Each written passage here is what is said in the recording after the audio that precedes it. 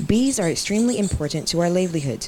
Bees play their part by pollinating our fruits and vegetables directly, or pollinated food animals consume. 4 years ago, the National Conservation Commission (NCC) established a bee apiary at its headquarters. Now they have opened an apiary lab to identify Africanization in our bees here on the island, and also to identify the pests and diseases of the honeybees. The apiary will also further develop the island's bee industry in Barbados and the Caribbean. 60% of the world food source really depends to a great extent on the pollinators. And one of the key pollinators are bees. And without them there, we will be in serious trouble. So when we talk about sustainability into our agriculture, we have to understand the importance of bees. We're here in Barbados, we import, in the Caribbean, about 60% of the importation of honey in the Caribbean comes to Barbados. That means a lot of the other countries are doing a lot more in terms of the establishing beehives. And we recognize that we need to do a lot more about that. And really and truly, we've been working closely with the BIS, and we've had some communication with the Ministry of Agriculture. But in our interest in terms of the importance in terms of biodiversity, we thought that we should get a lot more involved in the bees. Bees have, over the years, they suffered a lot of issues in terms of diseases that impact the world. They had a serious decline about maybe 10, 12 years ago, and even affected here in Barbados. 7 persons, including personnel from the NCC and the Ministry of Agriculture, Food, Fisheries and Water Resource Management, were trained to work in the new lab by representatives from the Florida Department of Agriculture and Consumer Services.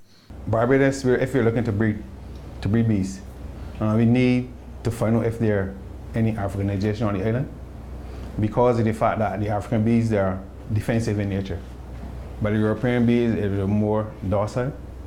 So if you want to have a good bee, it will be gentle, able to lay, the queen will lay a lot of eggs, good eggs, and then the honey production. The European bees, they are not that defensive as much as the Africanized bee. So hence, you would need to cut out the Africanization out of the population. Bees are more for good than bad. Because without the bees, there'd be no crops, no trees. So then mankind would just go. In 2003, if we go back that far, there was a time when we had the varroa mite. The varroa mite is a mite that it lives on the bee just like how a tick would live on a dog. So they suck the blood out of the bee. And by puncturing the skin of the bee, which is like plastic, they vector we will call certain diseases. For example, like deforming virus. Whereby you saw it's all deformed or K-wing, where the actual wing look like a K, and you can see it's white and not really formed. And then you have nosema.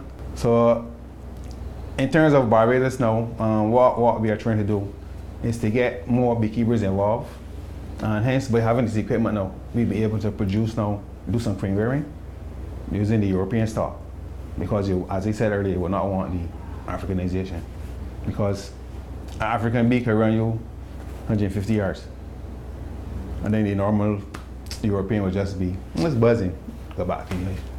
And to have a lab like this here in Barbados, I think is very good for beekeepers, because they could bring their bees here and have them tested to see if they're Africanized or European, and that way they could breed, because they want gentle bees, bees that a lot of honey production, and we will call the general aesthetics of bees.